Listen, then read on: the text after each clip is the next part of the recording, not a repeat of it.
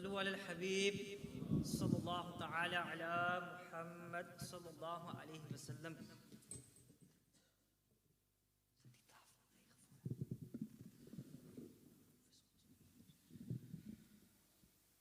استاد العلماء حضرت علامہ شاہد اقبال اتاری مدنی دامت برکاتہ عالیہ استاد صاحب بڑی پیاری شخصیت ہے۔ میری پہلی ملاقات ان سے پچھلے سال مدینہ شریف میں جب گناہگار کو سعادت ملی تھی رمضان شریف کے اندر، اللہ اکبر، تو یہ بھی وہاں موجود تھے۔ ابھی تھوڑا سا نہیں پہچانا، میں نے مکمل بتا دیا، لیکن ان کو یاد آیا کہ سرکار صلی اللہ علیہ وسلم کے گنبد خضرا کے سائے میں ہوٹل سے آ کے ہم چل رہے تھے، اور ساتھ میں ہیلی فلیکس کے بھی امام تھے اور یہ بھی تھے، اور ان کے شاگردوں سے بھی کافی الحمدللہ ان کے بارے میں سنا ہے۔ اللہ پاک ان کو اور مزید برکتیں عطا فرمائے۔ میں بھی، ہمارے بڑے بھی حاجی توصیف حاجی سرفراز یہاں کے جو نگران ہیں، آپ کا تہہ دل سے شکریہ ادا کرتے ہیں کہ آپ نے ہماری دعوت کو قبول کی، اور آئیے ان کے مدنی پھول سنتے ہیں۔ صلو علی الحبیب۔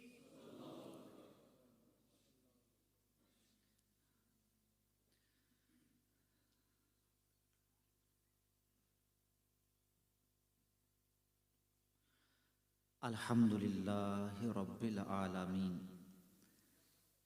والصلاة والسلام علی سید المرسلین، اما بعد فاعوذ باللہ من الشیطان الرجیم، بسم اللہ الرحمن الرحیم۔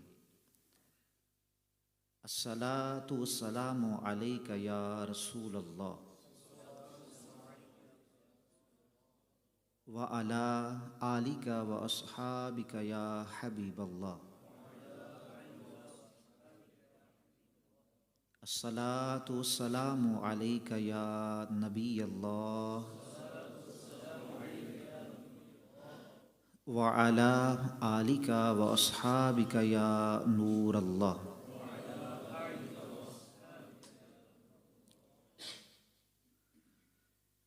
الحمدللہ، اللہ کے فضل و کرم سے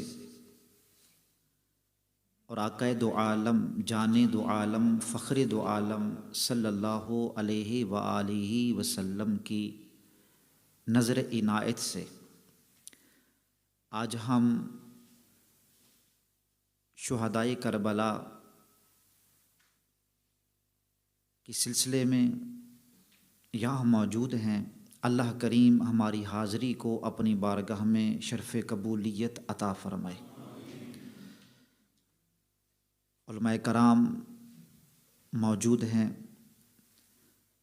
اللہ کریم ان کا سایہ امت پر تا دیر خیر و عافیت کے ساتھ قائم و دائم رکھے۔ آقا دو عالم علیہ الصلاۃ والسلام پر درود و سلام کے بے شمار فیوز و برکات کتب احادیث میں موجود ہیں۔ امیر اہل سنت نے اپنے ایک کتابچے فیضان درود و سلام میں ایک روایت نقل فرمائی۔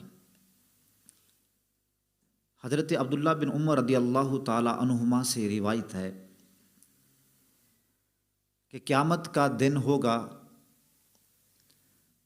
میزان پر سب کے اعمال کی جانچ پڑتال ہوگی، اس کے بعد کچھ لوگ جنت میں جا رہے ہوں گے اور کچھ کو فرشتے جہنم میں گھسیٹتے ہوئے لے کے جا رہے ہوں گے۔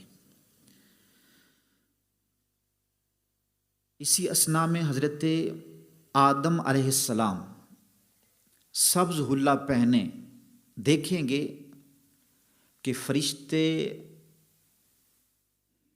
ایک امتی کو، آقا علیہ السلام کے ایک امتی کو گھسیٹتے ہوئے جہنم میں لے کے جا رہے ہیں، تو آپ آواز دیں گے کہ یا محمد صلی اللہ علیہ وسلم، ادھر آئیے، آپ کے ایک امتی کو فرشتے جہنم میں لے کے جا رہے ہیں۔ جب آپ یہ سنیں گے تو تیزی کے ساتھ وہاں پہنچیں گے، فرشتوں کو روکیں گے کہ میرے امتی کو کہاں لے کے جا رہے ہو؟ تو وہ کہیں گے ہمیں حکم ہے، ان کے اعمال بد کی وجہ سے یہ جہنم کا مستحق ہے، تو آواز آئے گی میرے محبوب کی بات پر عمل کیا جائے۔ اب ان کو دوبارہ میزان پر لایا جائے گا اور ان کا نامہ اعمال دوبارہ تلے گا۔ تو میرے آقا دو عالم صلی اللہ علیہ وآلہ وسلم ایک پرچی، ایک کاغذ کا ٹکڑا اس کے نیکیوں والے پلڑے میں ڈال دیں گے۔ اب کی بار جب اس شخص کے اعمال کو تولا جائے گا تو نیکیوں والا پلڑا بھاری نکلے گا۔ فرشتے پکار کر کہیں گے ارے یہ تو جنتی ہے، اسے جنت میں لے جاؤ۔ اب اس کو فرشتے جنت کی طرف لے کے جانے لگیں گے تو وہ کہے گا فرشتوں رکو، مجھے پوچھنے تو دو کہ یہ شخصیت کون ہے، یہ کون نورانی چہرے والے ہیں۔ جب مڑ کر دیکھیں گے تو میرے آقا دو عالم صلی اللہ علیہ وسلم ارشاد فرمائیں گے انا نبیو کا محمد، میں تیرا نبی محمد ہوں۔ ہاذہی صلاتو کا حتی تصلی علیہ، یہ تو تیرا درود تھا جو تو مجھ پہ پڑھا کرتا تھا۔ قد وفیتک احوج ما تکون الیہا، اور تیری تمام حاجتیں اس درود نے پوری کر دی۔ تیرے نور نے دکھائیں مجھے زندگی کی راہیں، تیرے نور نے دکھائیں مجھے زندگی کی راہیں، تیری یاد جب بھی آئے میں پڑھوں درود تیرا۔ اور ویسے بھی جب گیدرنگ ہو تو میرے آقا علیہ السلام کا ایک اور فرمان ہے زینوا مجالسکم بالصلاۃ علیہ فإن صلاتکم علیہ نور لکم یوم القیامہ، او کما قال صلی اللہ علیہ وسلم، کہ اپنی مجلسوں کو مجھ پر درود پاک پڑھ کر آراستہ کرو کہ یہ تمہارا درود پاک پڑھنا تمہارے لیے بروز قیامت نور ہوگا۔ تو حصول برکت کے لیے بلند آواز سے درود پاک پڑھ لیجئے۔ الصلاۃ والسلام علیک یا رسول اللہ وعلی آلک واصحابک یا حبیب اللہ۔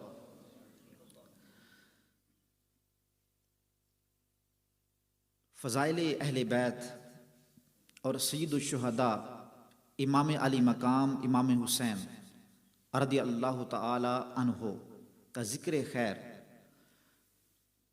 بالخصوص محرم الحرام کے مہینے میں بڑی عقیدت اور محبت سے منایا جاتا ہے۔ مساجد کے اندر، دارالعلوم کے اندر، اس کے علاوہ لوگ گھروں کے اندر فضائل اہل بیت کو بیان کرتے ہیں۔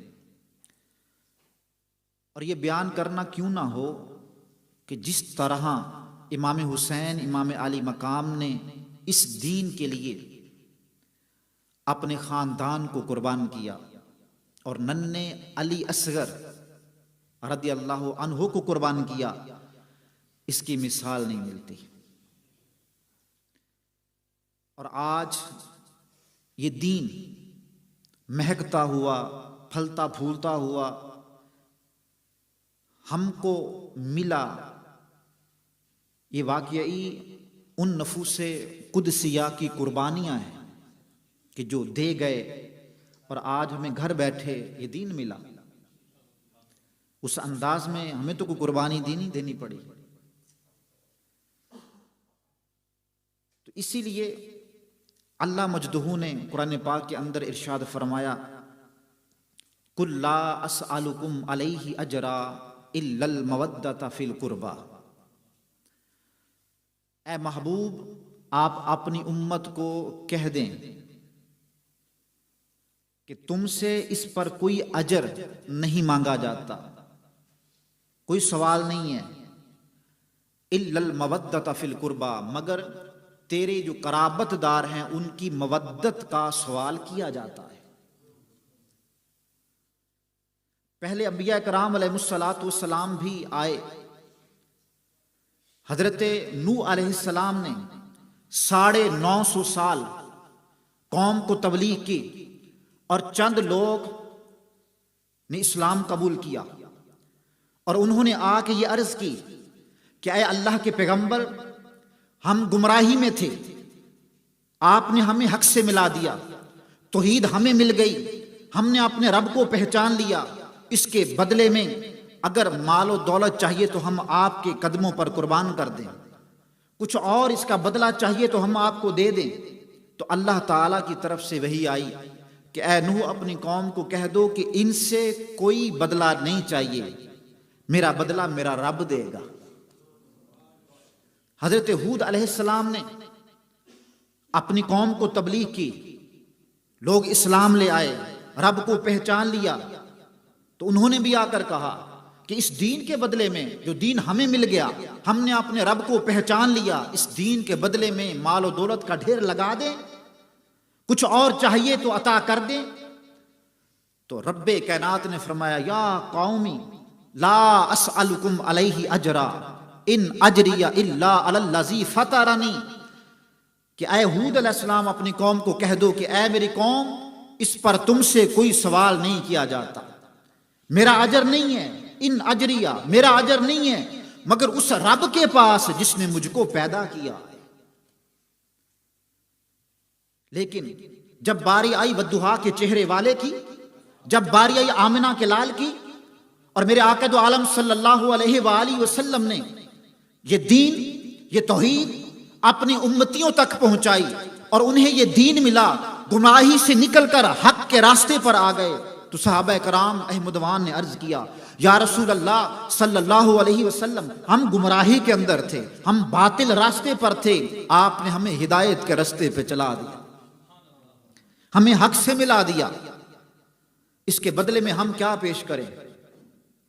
تو یہاں پر خالق کائنات نے یہ نہ فرمایا کہ اے محبوب اپنی امت کو کہہ دو، اپنے صحابہ کو کہہ دو کہ اس کے بدلے میں تم سے کوئی اجر نہیں چاہیے، اس کا اجر قیامت کے دن میرا رب دے گا، نہیں، بلکہ خالق کائنات نے فرمایا اے میرے محبوب اپنے امتیوں کو کہہ دو، وہ پہلے انبیاء کرام علیہ الصلوۃ والسلام تھے کہ جب ان سے پوچھا گیا تو ان کا اجر میں نے اپنے ذمے رکھا، لیکن اے میرے محبوب تیری امت میں تیری اہل بیت کا مقام کیا ہے، اپنے صحابہ کرام کو بتا دو کہ ان سے کوئی اور اجر نہیں مانگتا، ہاں میں مانگتا ہوں کہ تیری قرابت داروں سے یہ محبت کرے۔ یہاں یہ نہیں کہا، یہاں یہ کہا ہاں تیرے صحابہ سے، تیری امت سے رب اجر مانگتا ہے، اور وہ اجر کیا ہے؟ الا المودۃ فی القربى، تیری جو اہل بیت ہے، تیرے جو قرابت دار ہیں، تیری امت ان سے محبت کرے۔ ایک صحابی نے عرض کی کہ اس آیت مبارکہ سے مراد کون ہے؟ من ہؤلاء کا، یہ کون لوگ ہیں، یہ کون سے قرابت دار ہیں؟ تو میرے آقا علیہ الصلوۃ والسلام نے ارشاد فرمایا علی و فاطمہ و ابنہما، یہ حضرت علی اور فاطمہ اور ان کے دونوں شہزادے۔ سبحان اللہ۔ یہاں پر ایک بات میں عرض کرنا چاہتا ہوں کہ مودت، علماء نے اس کا ترجمہ محبت ہی کیا،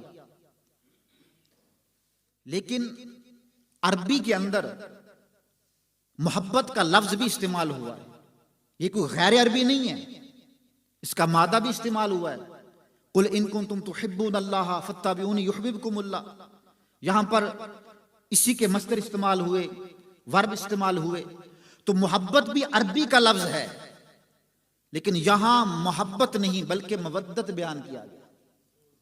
تو علماء نے یہ لکھا کہ جن دو چیزوں کے درمیان محبت ہو، ان میں جدائی ہو جائے تو دونوں کو بقا ہے۔ کیا ہے؟ وہ مرتے نہیں ہیں، بقا ہے۔ ماں کو اپنے بچے سے بڑی محبت ہوتی ہے، بچہ مر جائے تو ماں ساتھ مرتی نہیں، بچے کو ماں سے بڑی محبت، ماں مر جائے تو بچہ ساتھ مرتا نہیں ہے۔ میاں بیوی کی بڑی محبت ہوتی ہے، بیوی مر جائے تو شوہر ساتھ نہیں مرتا، شوہر مر جائے تو بیوی ساتھ نہیں مرتی۔ تو جن دو چیزوں کے درمیان محبت ہو، جدائی ہو جائے، ان کا رشتہ تعلق ٹوٹ جائے تو ان کو بقا ہے، وہ زندہ رہتے ہیں، لیکن جن دو چیزوں کے درمیان مودت کا تعلق ہو، اگر ان میں جدائی ہو تو پھر بقا نہیں، فنا ہے۔ پھر کیا ہے؟ پھر فنا ہے۔ اس کی مثال مچھلی جب پانی میں رہتی ہے تو زندہ رہتی ہے، اس کا تعلق پانی کے ساتھ، یہ مودت کی طرح ہے۔ یہ رشتہ مودت کا ہے کہ اگر اس مچھلی کو پانی سے جدا کر دیا جائے تو تڑپ تڑپ کر جان دے دیتی ہے. تو یہاں بیان کرنے کا مقصد یہ ہے کہ اے میرے محبوب کے امتیوں، تمہارے دلوں میں اہل بیت کا تعلق، ریلیشن اس طرح کا ہونا چاہیے کہ جس طرح مچھلی کا تعلق پانی کے ساتھ ہے. اگر تمہارے دلوں کے اندر اہل بیت کی محبت اور ان کا تعلق نہ رہا تو جس طرح مچھلی باہر رہ کر جان دے دیتی ہے، اسی طرح تمہارا ایمان مردہ ہو جائے گا، تمہارا ایمان فنا ہو جائے گا. اور یہ تائید ہمیں ترمذی شریف کی اس حدیث پاک سے ملتی ہے.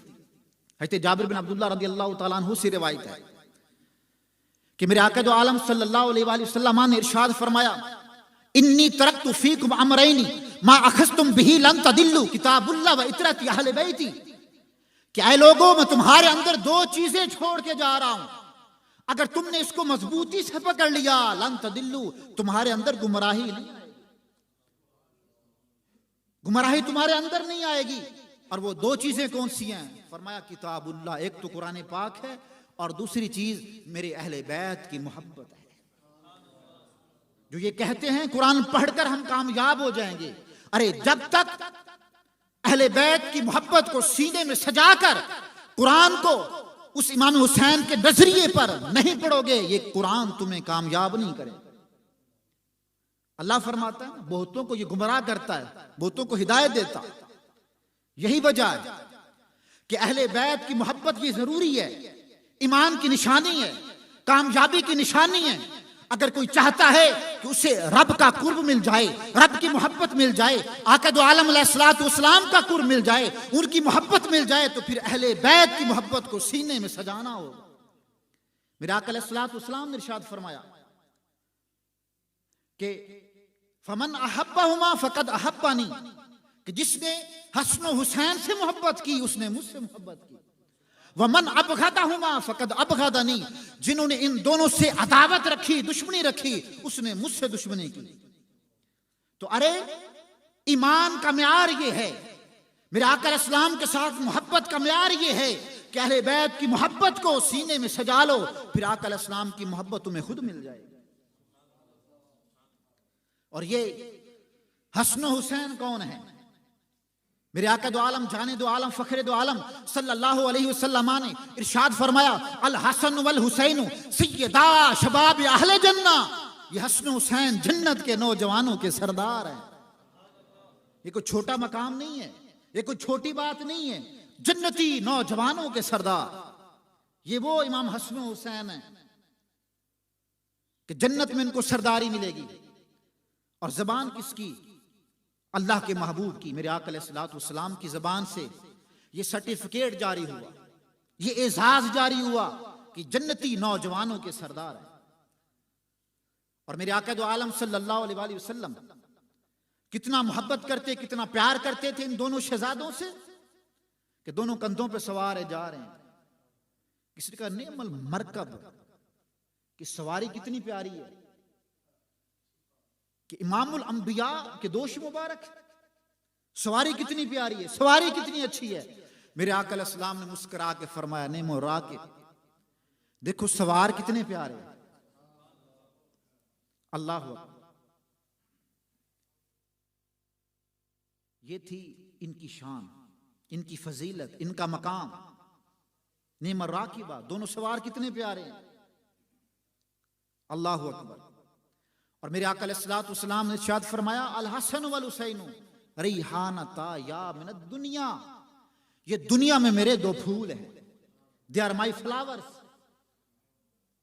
کہ میرے آقا علیہ الصلوۃ والسلام کا جو نسب ہے وہ ان شہزادوں سے چلا. تو امام حسین رضی اللہ تعالی عنہ نے جس طرح اس دین پر پہرا دیا، اس دین کے لیے اپنا پورا قبہ قربان کر دیا، اور اپنے نانے کے امتیوں کو سبق سکھا دیا کہ دین کے لیے اگر مال و دولت کو ٹھکرانا پڑے، قربان کرنا پڑے تو قربان کر دو، جانوں کا نذرانہ پیش کرنا پڑے تو جانوں کا نذرانہ پیش کر دو، جو کچھ بھی لٹانا پڑے لٹا دو، لیکن دین پہ آنچ نہ آنے پائے. اس قرآن کے لیے آپ نے اپنا سر قربان کر دیا.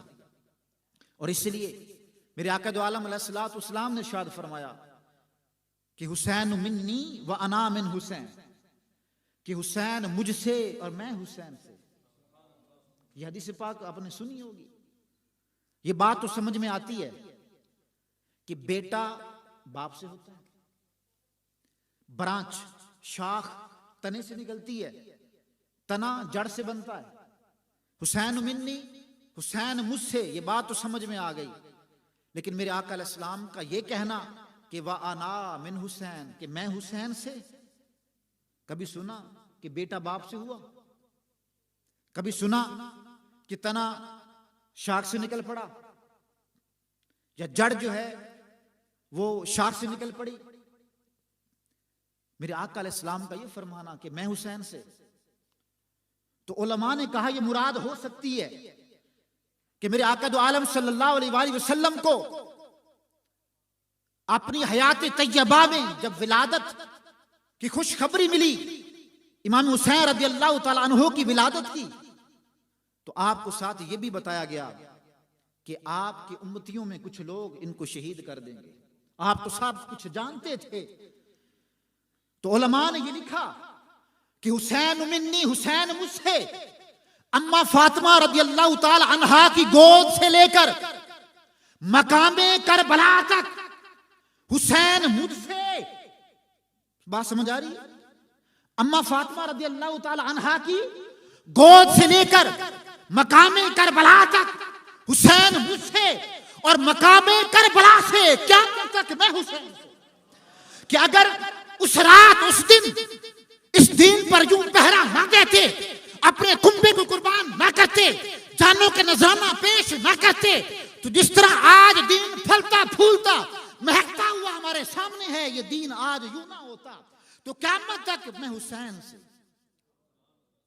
اور کسی نے یہاں پر کیا خوب کہا کہ میرا دل بھی حسینی ہے، میری جان بھی حسینی ہے، میرا دل بھی حسینی ہے، میری جان بھی حسینی ہے. الحمد کے اپنا تو ایمان بھی حسینی ہے، میرا دل بھی حسینی ہے، میری جان بھی حسینی ہے. رونق ہے مساجد کی شبیر کے صدقے سے، رونق ہے مساجد کی شبیر کے صدقے سے.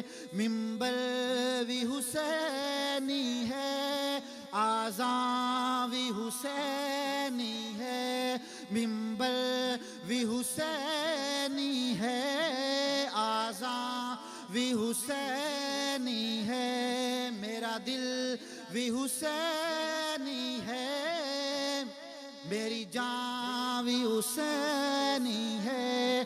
جبریل جھلاتے ہیں حسنین کے جھولے کو، جبریل جھلاتے ہیں حسنین کے جھولے کو. لگتا ہے میرے آقا کا درباں بھی حسینی ہے، میرا دل بھی حسینی ہے، میری جان بھی حسینی ہے. الحمد کے اپنا تو ایمان بھی حسینی ہے. تو یہ معیار ہے امام حسین رضی اللہ تعالیٰ عنہ کے ساتھ محبت کا، کہ اگر آپ چاہتے ہیں کہ کامیابی ملے تو پھر اہل بیت کی محبت کو سینے میں سجانا ہوگا. میرے آقا علیہ الصلوۃ والسلام نے ارشاد فرمایا کہ ان مثل اہل بیتی کا مثلی سفینۃ نوح فمن راکبہ نجا ومن تخلف عنہا. گھاری کا کہ میری اہل بیت کی مثال حضرت نوح علیہ السلام کی کشتی کی طرح، جو اس میں سوار ہو گیا وہ نجات پا گیا، اور جس نے اس سے روگردانی کی، اس سے پھرا، وہ ہلاک ہو گیا۔ تو یہ معیار بتا دیا، یہ سکیل بتا دیا کہ اپنے دلوں میں اہل بیت کی محبت کو سجا لو، تو پھر انشاءاللہ کامیابی ہے۔ اور اللہ اکبر، امام حسن حسین رضی اللہ تعالی عنہما، ان کی کیا بات ہے کہ میرے آقا دو عالم صلی اللہ تعالی علیہ وسلم نے ان کے بارے میں کیا کیا فضائل ارشاد فرمائے کہ یہ میرے پھول ہیں، یہ جنتی نوجوانوں کے سردار ہیں۔ اللہ اکبر۔ امام حسین رضی اللہ تعالی عنہ نے میدان کربلا کے اندر جس طرح سے قربانی دی، آپ یہ واقعات سنتے رہتے ہیں، علماء بیان کرتے رہتے ہیں کہ آپ کو بڑے بڑے عہدوں کی پیشکش کی گئی، مال و دولت کی پیشکش کی گئی، لیکن آپ نے دین کے ساتھ وفا کی اور کسی عہدے کو قبول نہ کیا، مال و دولت کو ٹھکرا دیا، اور اس دین کے لیے اپنا تن من دھن سب کچھ قربان کیا۔ اور رب کعبہ کی قسم، جو یہ کہتے ہیں کہ آپ کو پانی نصیب نہیں ہوا، بلکہ میں کہوں گا کہ درائے فرات کو میرے امام حسین کے لب چومنا نصیب نہیں ہوا۔ اگر حضرت اسماعیل رضی اللہ تعالیٰ عنہ، حضرت اسماعیل علیہ السلام کی ایڑی سے اگر چشمے جاری ہو سکتے ہیں، تو میرے آقا علیہ السلام کی اس فرزند کے ایک جملے اگر آپ دریا فرات کو بلاتے، وہ آپ کے قدموں میں حاضر ہو جاتا۔ لیکن یہ امتحان تھا، یہ آزمائش تھی، اور آپ نے اس میں کامیاب ہونا تھا، اور اللہ تبارک و تعالیٰ نے آپ کو کامیاب فرمایا۔ الحمدللہ، یہی میسج دعوت اسلامی کنوے کرتی ہے، امت تک پہنچاتی ہے کہ دین پر جب بھی کوئی آڑا وقت آ جائے، مشکل وقت آ جائے، اگر دین مال و دولت مانگے تو اللہ تعالیٰ کی راہ میں قربان کر دیں، وقت مانگے تو اپنا وقت دیں، اب کوئی اور نبی نہیں آئے گا۔ یہ عظیم کام قرآن و سنت کی خدمت کا، یہ میرے آقا علیہ الصلوۃ والسلام کی امتیوں کے سپرد ہے۔ یہ کام اب ہم نے کرنا ہے، اور اس کے لیے جن کے ناموں کے ساتھ علامہ لگا ہے، مفتی لگا ہے، حافظ و قاری لگا ہے، انہوں نے کرنا ہے، ایسا نہیں ہے۔ ہر ایک مسلمان کی ذمہ داری ہے کہ وہ نیکی کا حکم دے اور برائی سے منع کرے۔ بلغوا انی ولو آیا، اور کما قال صلی اللہ علیہ وسلم کہ پہنچا دو میری طرف سے، خواہ ایک ہی جملہ ہو، ایک ہی مسئلہ ہو، امت تک پہنچائے، نیکی کی دعوت دے۔ تو اس کی ایک کڑی الحمدللہ یہ ادارہ ہے، یہ کمیونٹی سینٹر، یہ مسجد ہے۔ انشاءاللہ دعوت اسلامی پوری دنیا میں قرآن و سنت کی خدمات سر انجام دے رہی۔ 2011 میں پہلی بار الحمدللہ مدنی مرکز نے کراچی سے مجھے وہاں UK میں بھیجا، اور اب الحمدللہ 25 کے قریب ہماری وہاں برانچز ہے جامعۃ المدینہ کی، جہاں پر وہاں کی برٹش، وہاں کے بچے اور پورے یورپ سے اور پوری دنیا سے وہاں پر علم دین حاصل کرنے میں مصروف ہیں۔ اب مجھے تو وہ اتنا نہیں تھا، اب سب اکٹھے ہوئے ہیں تو پتہ لگا ماشاءاللہ کہ ہالینڈ میں تو بہاریں آئی ہوئی ہیں ماشاءاللہ، اتنے سارے آپ کے طلبہ وہاں سے فیض یاب ہو کر، فارغ و تحصیل ہو کر یہاں آپ کے سامنے ہیں۔ آپ تو ماشاءاللہ لکی ہیں، بہت سعادت مند ہیں۔ ایک عالم کا علاقے میں ہونا یہ بہت بڑی بات ہے، امت کے لیے بڑا فائدہ مند ہے۔ یہ کہ میرے آقا علیہ الصلوۃ والسلام نے ارشاد فرمایا علماء امتی کالانبیاء بنی اسرائیل، میری امت کے علماء بنی اسرائیل کے انبیاء کی طرح۔ تو وہ جو یہاں پر مشابہ دی گئی، مثل کہا گیا، تو اس سے مراد وہ عظیم کام جو انبیاء کرام علیہ الصلوۃ والسلام کے سپرد تھا، یہ علماء کریں گے۔ تو یہ مرکز جو آپ نے لیا، ایک تو سب کو مبارکباد، ماشاءاللہ اب سب کا تعاون رہا. انشاءاللہ یہاں پر تعلیم و تعلم کا سلسلہ ہوگا. جو تعلیم ہے یہ بہت ضروری ہے کہ طالب العلم فریضۃ علی کل مسلم و مسلمہ، علم کا حاصل کرنا ہر مسلمان مرد و عورت پر فرض ہے. تم میں بہتر وہ ہے کہ جو قرآن سیکھے اور سکھائے. تو یہ درس و تدریس، علم سیکھنا سکھانا، یہ بڑے اعزاز کی بات ہے.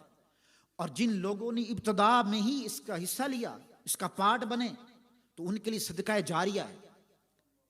میرے آقا علیہ الصلوۃ والسلام نے ارشاد فرمایا، اور یہ بخاری و مسلم کی روایت ہے کہ اذا مات الانسان انقطع عنہ عمل الا ثلاثہ من صدقۃ جاریہ او علم ينتفع به او ولد صالح يدعو له، كما قال صلی اللہ علیہ وسلم، کہ جب بندہ مر جاتا ہے نا تو اس کا نام اعمال اس سے منقطع ہو جاتا ہے، مگر 3 چیزیں پھر بھی اس کو فائدہ دیتی ہیں.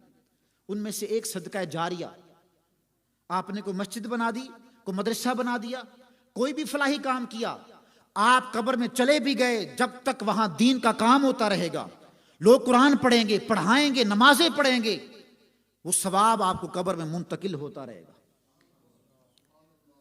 تو جنہوں نے یہ خریدنے میں حصہ لیا، مجھے بتایا گیا کہ 1 ملین کی جگہ خریدی گئی اور آلموسٹ 5 لاکھ کے قریب جو ہے وہ ادا کر دیا گیا. اب 5 باقی رہتا ہے اور اسی سال کے اندر اندر جو ہے وہ پے کرنا ہے. تو یہ یاد رہے، یہ مال چلا جائے گا. من جاء بالحسنۃ فلہ عشر امثالها، جو اللہ کی راہ میں 1 دیتا ہے اللہ اس کو 10 دیتا ہے. جو اللہ کے ساتھ بزنس کرتا ہے تو اللہ تبارک و تعالی اس کو ڈبل کر کے عطا فرماتا ہے، 10 گنا عطا فرماتا ہے. اس کے بزنس میں پھر لاس نہیں ہے. تو اللہ کے ساتھ تجارت یہ بڑی فائدہ مند ہے. ہم تو دنیا کے اندر ایسا بزنس کرتے ہیں نا جس میں زیادہ فائدہ ہو، وہاں انویسٹ کرتے ہیں جہاں سے زیادہ پروفٹ ملے. تو جو سب سے بڑا پروفٹ ہے، سب سے بڑی سیونگ ہے، وہ اللہ کی راہ میں خرچ کرنا ہے. تو آپ کے بچے، آپ کو پتہ ہے کہ ان ممالک کے اندر کتنے چیلنجز ہیں.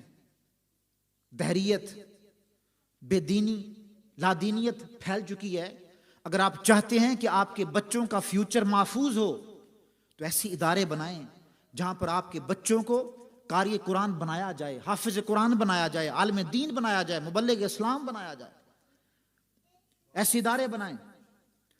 اور ماشاءاللہ اس ادارے کی ایک خصوصیت یہ بھی ہے کہ بچوں کو ان کی لینگویج کے اندر، اور آپ کے سامنے ہے، ہمارے یو کے اندر ہمیں تجربہ ہے. ابھی میں کینیڈا کے اندر وہاں جامعہ میں پڑھا رہا ہوں. الحمدللہ ہم نے وہاں یونیورسٹی کھولی ہے، وہاں پر بچے عالم دین بن رہے ہیں. اور کل میری فلائٹ ہے، میں نے وہاں کینیڈا ہی جانا ہے اور میں وہاں پہ ٹیچ کر رہا ہوں. آپ تو انشاءاللہ ایک وقت آئے گا کہ آپ کے بچے جو انڈیا میں جا رہے ہیں پڑھنے کے لیے، پاکستان میں جا رہے ہیں پڑھنے کے لیے، یو کے میں جا رہے ہیں پڑھنے کے لیے، انشاءاللہ عز و جل ایک دن آئے گا ایسا ادارہ درس نظامی کا یہاں پر بھی بنے گا کہ آپ کے بچے گھر میں ہی یہاں پر علم دین حاصل کریں گے. تو آپ کی شفقت سے ہوگا، آپ کا ساتھ دینے سے ہوگا، آپ کی مدد سے ہوگا. تو آپ آگے بڑھیں، اپنے رشتہ داروں کو، اپنے دوستوں کو یہ دعوت دیں، یہ پیغام پہنچائیں کہ یہ مرکز ہم نے لیا ہے، اس کی کچھ رقم باقی ہم نے ادا کرنی ہے، تو سب مل کر اس کا پارٹ بنیں. آج اگر اس کی بنیادوں میں آپ کی کوشش شامل ہو گئی، آپ کا پیسہ شامل ہو گیا، تو قیامت تک جب تک یہاں پر اللہ کا نام لیا جاتا رہے گا، یہاں نمازیں پڑھی جاتی رہیں گی، قرآن کی تلاوت ہوگی، قرآن سکھایا جائے گا، درس نظامی ہوگی، جو بھی یہاں نیکی کا کام ہوگا وہ آپ کے نام اعمال میں لکھا جاتا رہے گا. تو کوشش کریں کہ اس کی جو باقی اماؤنٹ ہے وہ بھی ادا ہو جائے.